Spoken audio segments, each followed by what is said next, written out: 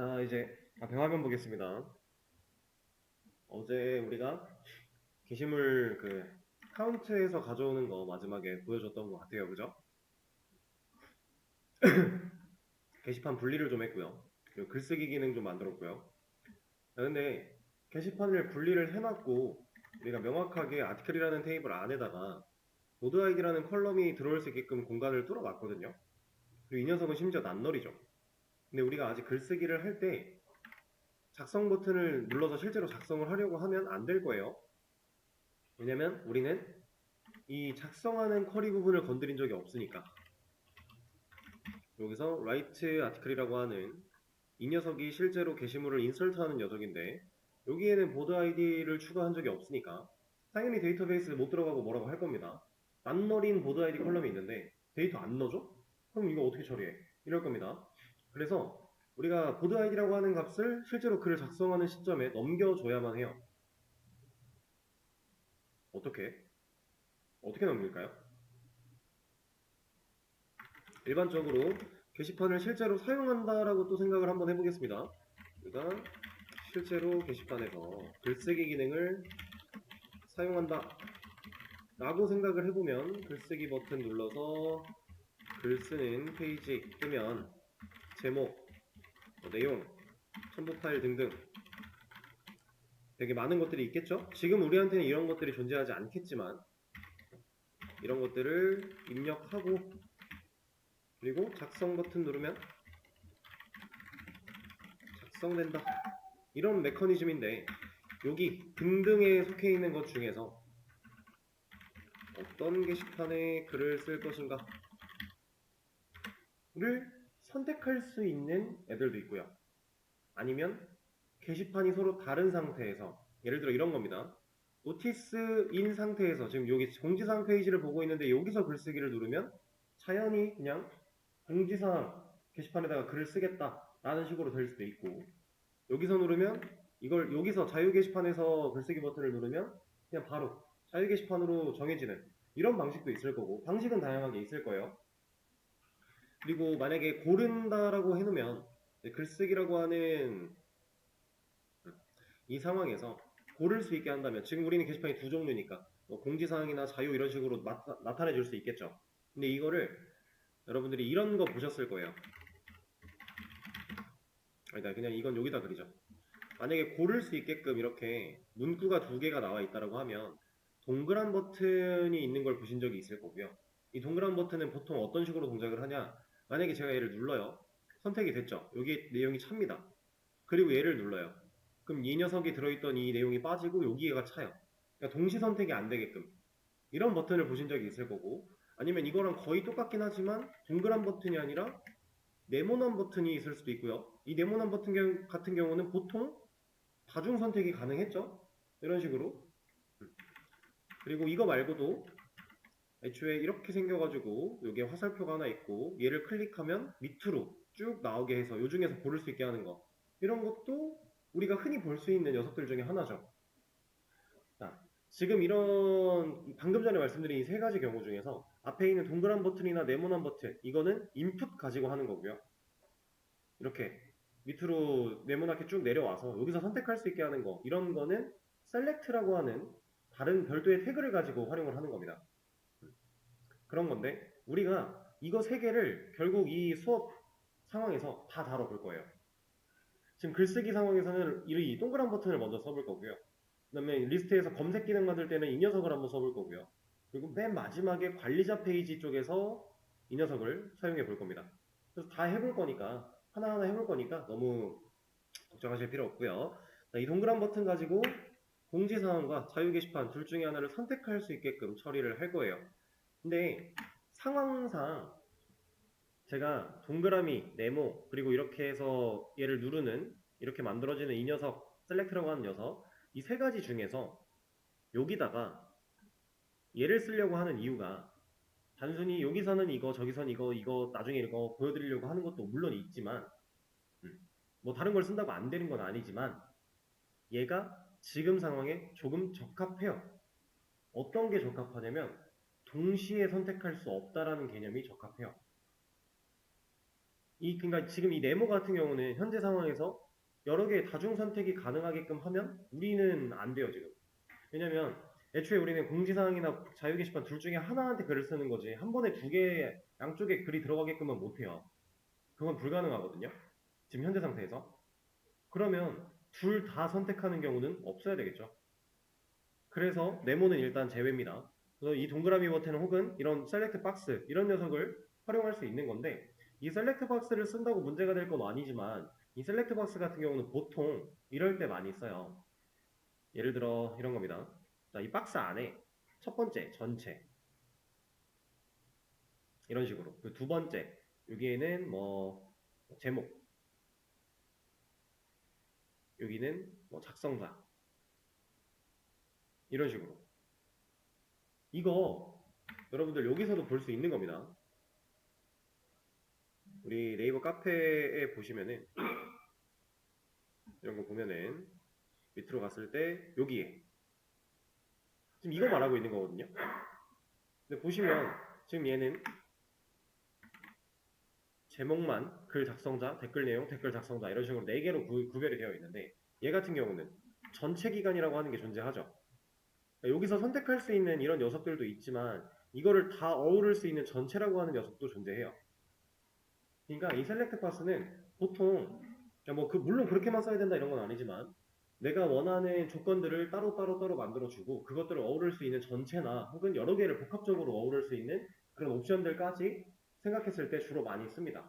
그래서 지금 상황에서는 동그라미나 이 셀렉트 파스나 어떤 걸 쓰든지 간에 상관은 없지만 의미적으로 그리고 여러분들에게 하나씩 다 보여드리기 위해서 결국 동그라미를 쓸 것이다 라는 얘기예요.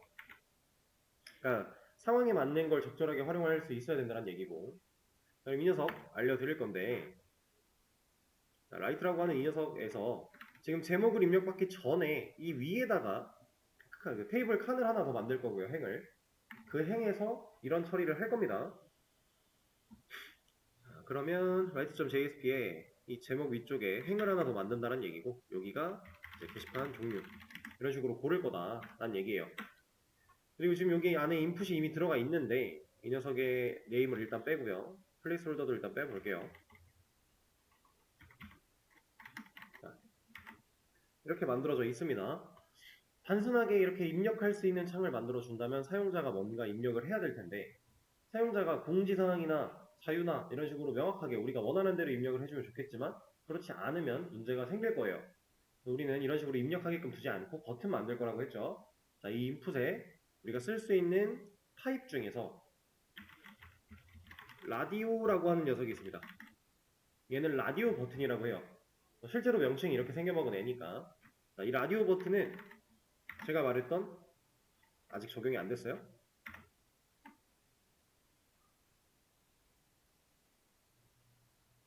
서버가 돌아줬으면 좋겠는데 바뀌지 않는군요. 그렇다면 재부팅.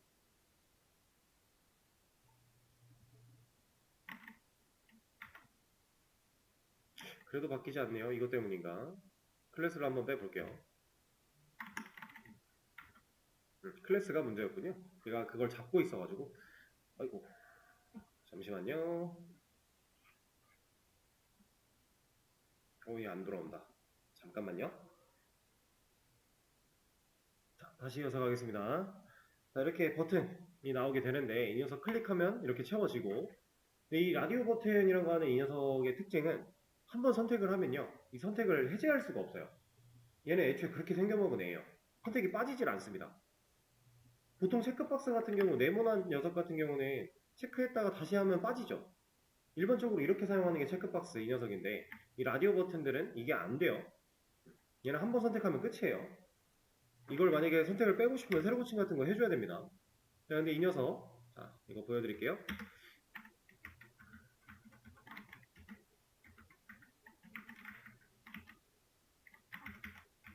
자, 버튼을 여러 개 만들면 얘가 아니잖아. 얘 말고 여기다가 이 녀석을 여러 개를 만들면 여러 개가 생기거든요. 근데 잘 보세요 지금 이거 원래 다중 선택 안 되는 애 아니에요? 근데 지금 되죠?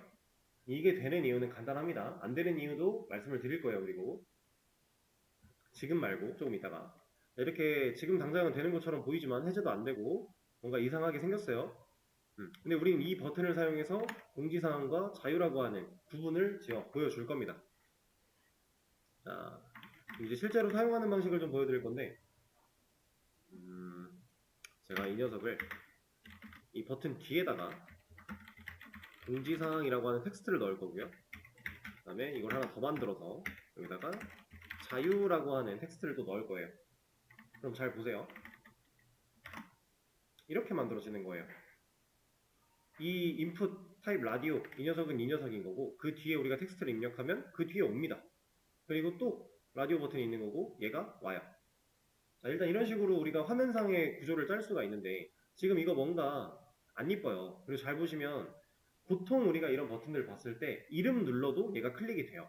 근데 지금 우리는 정확하게 여기를 눌러야만 클릭이 돼요. 이름 누르면 안 돼요. 이렇게. 자유도 마찬가지. 근데 이것도 어떻게 하는지 알려드릴 거예요. 자, 라벨이라고 하는 태그를 하나 만들 거고요. 그 태그의 안쪽에다가 이 녀석들을 가둘 겁니다. 그리고 여기 라벨을 자동 완성했을 때 나오는 폰은 일단 제거를 할 거고 지금 당장 필요가 없어요.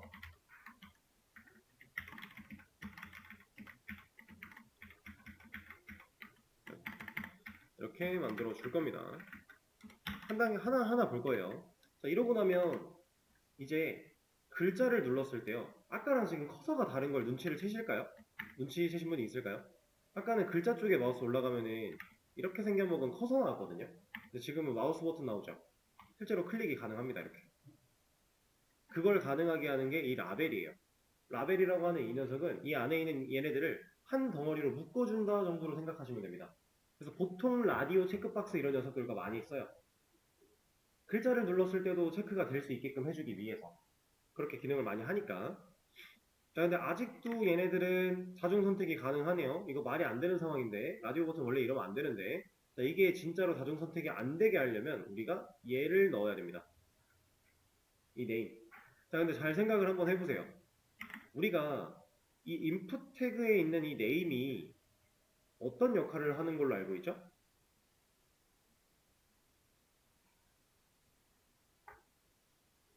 폼 태그 안쪽에 있는 인풋은 데이터를 결국에 자바 쪽, 컨트롤러 쪽으로 넘겨주죠. 파라미터로.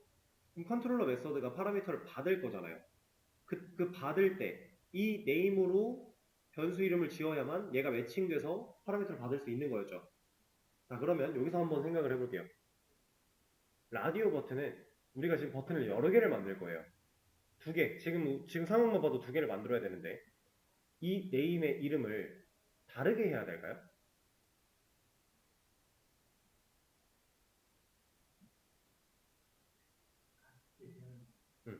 같게 해야 돼요. 근데 같게 하면 파라미터를 받을 때 여러 개가 넘어올 수도 있지 않을까요?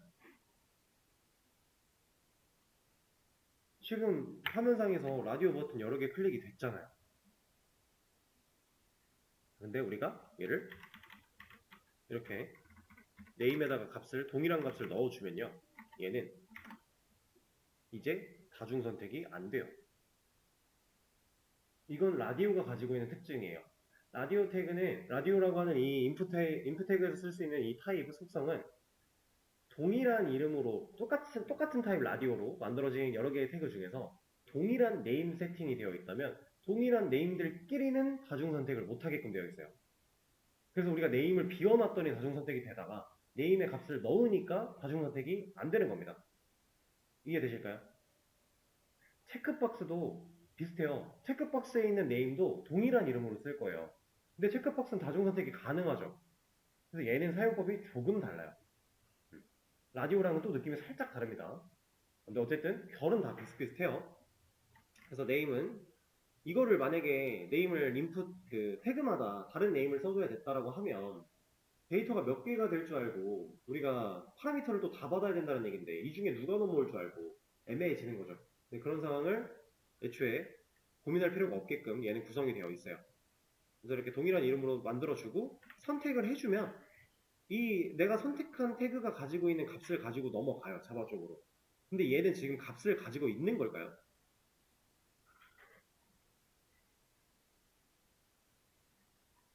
지금 화면에서 보이는 대로 만들어 놓은 이 인풋 라디오라는 버튼은 값을 가지고 있을까요? 자, 제가 이렇게 자유를 클릭하고 만약에 글을 썼다고 해볼게요. 그러면 자유에 해당하는 값이 자바 쪽으로 넘어갈 수 있을까요? 지금 현재 우리 이쪽 코드에는 없어요. 이 인풋은 name과 type은 지정을 했지만 값을 지정한 적이 없습니다. 자, 값은 이거는 왜 값이 아닐까요? 얘네 값이라고 생각할 수 있지 않을까요? 얘네들은 값이 되지 못하죠. 얘는 그냥 이 버튼의 이름일 뿐이에요. 이름도 정확하게 이름이다라고 하기도 뭐하고요. 그냥 이 버튼이 어떤 의미를 가지고 있는 버튼인지 안내하는 안내문 정도라고 생각하면 돼요. 아무런 효능, 능력이 없는 녀석들입니다. 얘는 그냥 안내하는 글자일 뿐. 그럼 실질적으로 이 인풋 태그가 값을 가지게 하기 위해서 우리는 인풋의 값 세팅을 어떻게 했죠? 이거는 인풋 타입 히든 사용하면서도 많이 했던 거고, 뭐 인풋 타입 텍스트야 실제로 입력된 값이 밸류로 세팅이 된다의 개념이었지만 인풋 타입 히든 같은 거는 우리가 밸류를 따로 세팅을 했었잖아요. 그런 것처럼 얘도 밸류라고 하는 애를 따로 세팅을 해야 됩니다. 제가 밸류에다가 1과 2를 넣어놨는데 1과 2를 넣어놓은 이유는 뭐겠어요? 코드 아이디가 공지사항은 1이고 자유 게시판은 2잖아요. 그렇죠? 그래서 이렇게 넣어놓은 겁니다. 만약에 여러분들이 이렇게 밸류를 고정해서 넣는 게 마음에 안 든다라고 하면 DB에서 뭔가 보드에 대한 정보를 또 가져와서 그 조건에다가 공지사항 부분을 조건을 걸러내고 그 녀석의 아이디를 갖다가 넣는 방식도 있기는 해요. 근데 굳이 그럴 필요가 있을까요? 어차피 이 버튼은 공지사항 버튼인데 얘를 클릭하고 넘기면 공지사항으로 들어가는 게 맞는 건데 그럼 그냥 우리가 밸류 세팅을 해버릴 수도 있다. 자, 그럼 이제는 진짜로 값 세팅이 된 겁니다. 그래서 게시물을 작성한다고 하면 이 보드 아이디라는 이름으로 이 밸류가 넘어갈 거예요. 근데 넘어가는데 우리는 아직 받게끔 해놓은 게 없죠. to write가 실행되는 이 시점에 애초에 보드 아이디라는 걸 받은 적이 없어요. 받아줘야 된다는 얘기입니다. int 보드 아이디 받았어요. 그럼 받은 녀석을 사용해서 실제로 게시물을 작성하는 이 상황 속에 얘를 넣어줘야겠죠. 이렇게. 그러면 서비스 쪽에 있는 파라미터도 추가를 해줘야 될 거고 이 녀석을 여기도 넘겨줘야 될 거고 얘도 DAO에 있는 애도 바꿔줘야 되고요. 이 녀석을 이 자리에다가 하나 추가를 해줘야겠죠. 이래야 보드 아이디가 같이 인설트가 될 거니까. 자, 그럼 이 상태를 만들어 놓고 게시물 한번 써보겠습니다. 자, 글쓰기 딱 들어왔을 때 자유 눌러놓고 여기다가 뭐 이런 식으로 입력을 해요. 작성 버튼을 누르면 4번 게시물을 생성했다라고 뜨면서 4번 글 볼 수 있고요. 이 녀석의 자유 게시판 쪽으로 들어가 보면 잘 쓰여 있죠. 근데 공지사항으로 가보면 여기에는 없죠. 게시판을 분리해 놓은 거니까. 상황이 되실까요? 그리고 뭐 이 상세 보기 쪽에다가 게시판 번호를 가지고서 게시판에 이름 같은 것도 하나 가져와서 보여줘도 좋겠네요. 뭐 게시판 종류 같은 거 하나 탭 하나 더 만들어 놓고 뭐 그런 것도 해도 될 거고. 대신에 그렇게 하려고 하면 여기서는 조인을 통해서 가져와야 될 거예요. 왜냐면 이 게시물 하나를 찾는 과정에서 보드 아이디를 가지고 보드 네임도 가져와야 되는 거니까 동일한 쿼리로 실행을 해줘야겠죠. 그래서 조인 같은 걸 추가해서 할 수도 있는 거고. 자, 그럼 공지사항도 한번 써볼까요? 자, 공지사항 선택해서 입력하고 생성했고 공지사항 가면 있고 여기에는 없고 문제가 없죠. 물론 공지사항 같은 경우는 관리자가 아니면 쓰지 못하게끔 하는 게 일반적으로 좋겠지만 지금 우리는 그냥 나눠놓은 거니까 일단은 그것까지 생각을 안 하겠습니다. 자, 근데 이런 경우 어떨까요? 제가 글쓰기를 눌렀어요. 이거 작성 버튼 누르면 선택을 안 했죠. 근데 작성을 누르면 에러 나는 거예요. 왜냐면 넘어가야 될 값이 안 넘어갔을 거니까. 그러면 얘를 선택을 안 하고서는 진행을 못 하게끔 막든가 아니면 뭐라도 하나 선택되어 있게끔 하든가. 전자는 뭐 스크립트로 처리하는 방식도 있고 태그에다가 속성 넣는 방식도 있고 여러 가지가 있어요. 근데 후자 같은 경우는 누군가 골라져 있는 상황이라면 얘는 체크 해제를 못하죠. 뺄 수가 없잖아요. 그러면 애초에 이 페이지를 글쓰기라고 하는 것을 딱 들어오자마자 얘든 둘 중에 하나를 선택해 놨대요. 이미. 그럼 이게 불이 들어와 있대요. 그럼 얘가 실수로 나 어디다 쓸래를 정하지 않아도 문제는 없겠죠. 그런 식으로도 할 수 있습니다. 저는 그냥 가볍게 전자로 처리를 할 건데 여기에다가 체크드라고 하는 옵션을 넣을 거예요. 속성을. 이 녀석은 그냥 골라져 있게 합니다. 근데 골라져 체크드가 들어있다라 그래서 얘만 선택할 수 있느냐 그런 건 아니에요. 처음에 딱 들어왔을 때 골라져 있는 거고 바꾸면 바뀌어요. 이건 문제가 없습니다. 이렇게 이런 식으로 해놓고 이제 아무것도 선택하지 않았던 그 에러 상황은 나타나지 않게끔 처리할 수 있고요.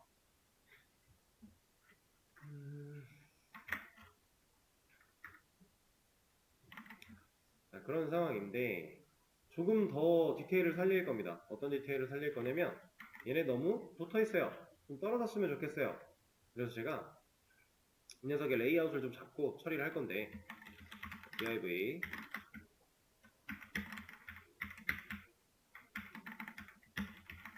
div 아니다. 일단 요거 이렇게 하지 말고요.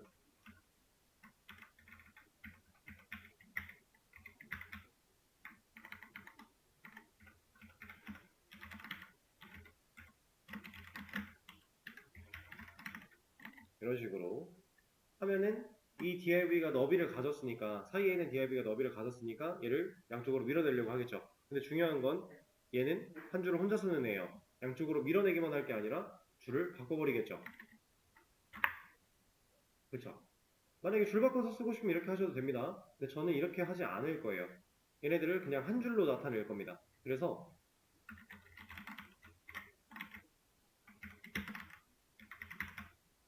얘네를 가둘 거예요. 또 하나의 div로. 그리고 이 녀석한테 플렉스를 줄 겁니다. 그러면 이 안에 있는 라벨과 div 라벨, 이 세 개가 플렉스 아이템이 되면서 한 줄을 여럿이 같이 쓰겠죠. 너비만큼만 떨어져 있는 상황이 되는 거예요. 자, 그리고 이 녀석들, 이 버튼들, 얘도 데이지 UI에 적용시킬 수 있는 디자인 되어 있는 녀석들이 있습니다. 자, 여기에다가 라디오 뭐 이렇게 검색을 해보시면 나올 거예요. 여기 밑으로 쭉 내려가 보면 이런 버튼들이 막 디자인이 되어 있어요.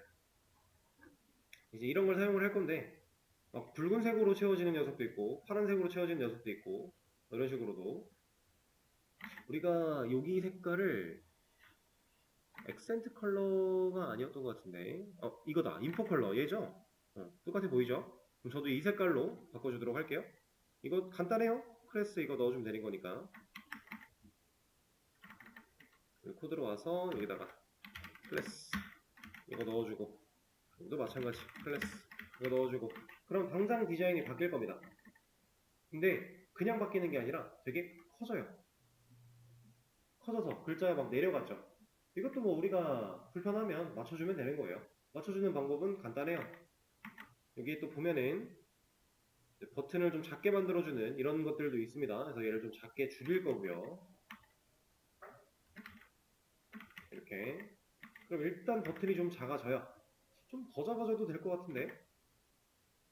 그러면 아예 액세스몰 가지고 해볼까요?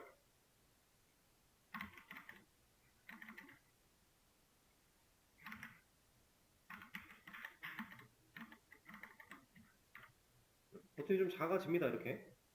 작아졌더니 얼추 맞는 것 같긴 한데 약간 어긋나는 게 살짝 보이는 것 같으니까 맞춰줘 볼게요. 그리고 버튼이랑 공지사항이랑 이 사이가 너무 붙어 있으니까 이거는 이걸로 합시다. MBSP로 한 2개? 이런 거는 이제 뭐 여러분들이 알고 있는 걸 가지고서 적절하게 이것저것 다 활용하면 되는 거니까. 그리고 이 녀석을 완전히 맞춰주기 위해서 정렬을 하면 좋을 것 같은데 인풋 자체를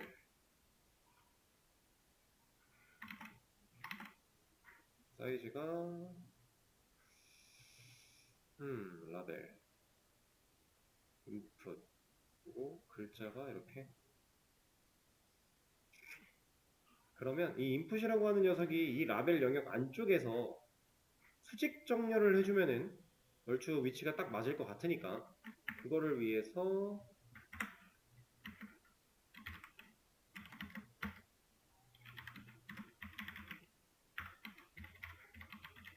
이런 걸 넣어줘 볼게요.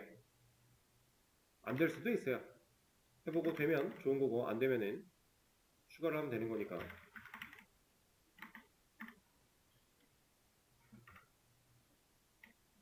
된 거 같죠? 됐습니다. 이런 식으로 우리가 알고 있는 개념들을 활용해서 그냥 적절하게 맞춰주면 되는 거예요. 크게 어렵지 않죠? 플렉스나 이런 거 다 써봤던 거니까. 근데 아니다. 이거 그냥 이렇게 합시다. 이렇게 두도록 하고요. 그럼 이제 체크드까지 했으니까 무조건 선택할 수 있게끔 만들어져 있는 상태고, 선택하고 입력했을 때 게시글 작성되는 건 아까 확인을 했고요. 그러면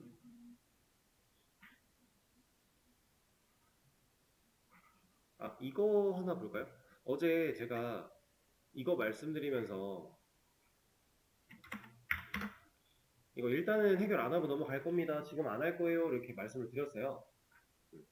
근데 이거 DB 쪽에서 동작 쿼리 가지고 처리를 하려면 생각보다 신경 쓸 게 많은데 간단하게 서버 쪽에서 처리하면 되게 쉽게 할 수 있는 방법이 하나 있거든요.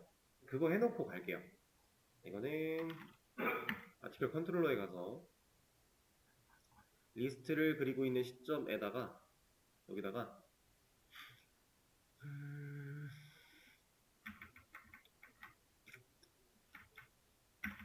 이걸 하겠습니다. 보드를 가져오고 나서 만약에 보드가 널이랑 같다면 이렇게 해주고 리턴으로 끝내버릴 건데, 자, 상황을 좀 볼 거예요. 보드 서비스에서 보드 아이디 가지고 보드를 하나 가져옵니다. 근데 여기에 지금 0이 들어가거나 현재 우리한테 1과 2밖에 없는데 0 혹은 3, 4 이런 애들 들어가면 얘를 못 가져오겠죠. 얘가 널이잖아요. 데이터를 못 가져오면 널이죠. 그거 가지고 검증했죠. 얘가 널이면 우리가 보여줘야 되는 말은 존재하지 않는 게시판입니다. 이런 거 보여주면 되겠죠. 그런 게시판은 존재하지 않는다. 이런 거 문구 보여주면 돼요. 자, 그럼 여기서 문구를 보여줘야 되는데 알림창으로 보여주고 돌려보낸다 이런 느낌인데 우리가 만들어놨던 네 가지 중에서 뭐 써야 돼요? 그쵸? 뭐라고요? 유틸에 있는? 유틸에 있는 건 쓸 수가 없죠. 왜? 유틸에 있는 JS 히스토리백은 스트링 리턴 타입은 맞아요. 어차피 걔도 문자열이니까. 근데 그 녀석은 리스폰스 바디가 있을 때에만 쓸 수 있는 애니까. 그리고 JS 리플레이스도 마찬가지. 리스폰스 바디 없으면 그 둘은 일단 못 써요. 그럼 유틸에 있는 두 개는 못 쓴다라는 거예요. 그럼 두 개 남았죠. 어디에 있는 두 개? RQ에 있는 두 개. RQ 중에서 JS 프린트 히스토리백이라고 하는 녀석은 어디에서 썼어요 우리가? 인터셉터 쪽에서 사용을 했습니다. 그거는 리스폰스 바디라고 하는 응답 이런 걸 떠나가지고 그 리스폰스가 가지고 있는 겟라이트를 어펜드 이런 걸 사용하기 위해서 우리가 인터셉터 쪽에서 사용을 했어요. 그럼 컨트롤러 쪽에서 리스폰스 바디 없는데 쓸 수 있는 거 누구? RQ에 있는 JS 리턴 온 뷰 js.jsp를 불러내는 그 녀석. rq.js 리턴 온 뷰라고 쓰려고 하는데 지금 우리가 이 리스트라고 하는 이 상황에서 rq를 만들어 놓은 적이 없잖아요. 그럼 rq 만들어야죠. rq 써야 되니까. 그러면은 여기다가 서블릿 리퀘스트 rq rq.get attribute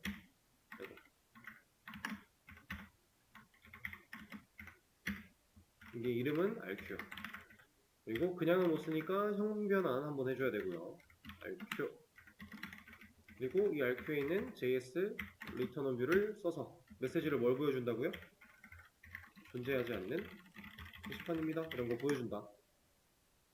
자, 구별은 이렇게 짓는 거예요. 리스폰스 바디가 있다. 근데 알림창 띄우고 돌려보내야 된다. 그럼 util에 있는 거 둘 중 하나 쓰는 거고.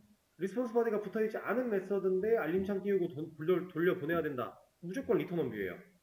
그리고 컨트롤러 쪽 메서드가 처리하는 게 아니라 알림창 띄우고 돌아가야 된다. JS 프린트 히스토리 백을 쓰는 겁니다. 그렇게 생각을 하시면 돼요.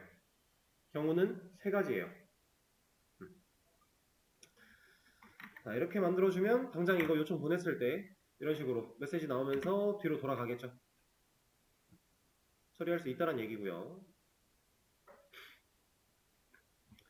그럼 일단은 이 상태에서 멈추고 커밋을 한번 남겨드리도록 할게요. 다음 시간에 진행할 내용은 조금 뭐라 그럴까, 어렵다기보다는 여러분들이 크게 신경을 쓸 필요가 없는 내용 중에 하나긴 한데, 자, 지금 문제점부터 한번 짚어볼게요. 제가 이걸 하려고 하는 이유. 우리가 아티클 컨트롤러만 봐도요, 지금 RQ라고 하는 이거를 쓰고 있는 곳들이 메서드가 하나씩 볼까요? 맨 밑에부터 여기 쓰고 있죠. 모디파이도 쓰네요. 얘도 써요. 얘도 쓰고 있고 얘도 쓰죠. 얘도 쓰고요. 얘 빼고 다 쓰네요. RQ라고 하는 객체를 우리가 지금 요청에 들어있는 걸 가져다가 쓰려고 하는 상황인데 여기저기서 지금 다 쓰고 있어요. 그렇죠? 되게 많은 곳에서 쓰고 있습니다. 근데 쓰는 곳들마다 메서드에다가 요청을, 나 이제 여기다가 이 메서드는 이 요청값 쓸 거야. 나 이제 정의했으니까 이거 쓸 거니까 쓸 수 있게 해줘. 이런 식으로 말해놓고 쓰고, 밑에도 똑같이 말해놓고 쓰고 하고 있죠. 멤버 컨트롤러도 동일하거든요. 여기도 보면 여기는 없지만 여기도 없고 여긴 쓰고 있죠. RQ 여기도 쓰고 있고요. 상당히 많은 곳들에서 RQ라고 하는 녀석을 쓰고 있어요. 근데 우리 스프링부트가 해주는 일 중에서 가장 스프링 프레임워크든 스프링부트 프레임워크든 어쨌든 이 녀석들이 가지는 대표적인 특징 두 가지 기억나시나요? IOC라고 했던 거랑 DI라고 한 거, 의존성주의. 지금 RQ라고 하는 객체를 우리가 여기저기서 쓰려고 하는 건데 이 녀석 그냥 의존성 주입받았으면 편하지 않을까요? 그쵸? 스프링이 관리할 수 있는 클래스 객체로 만들어 놓고 그 빈으로 등록을 해 놓고 우리가 그 빈을 여기저기서 그냥 의존성을 받아다가 쓸 수만 있다면 이런 과정들을 굳이 할 필요가 없지 않을까라는 얘기입니다.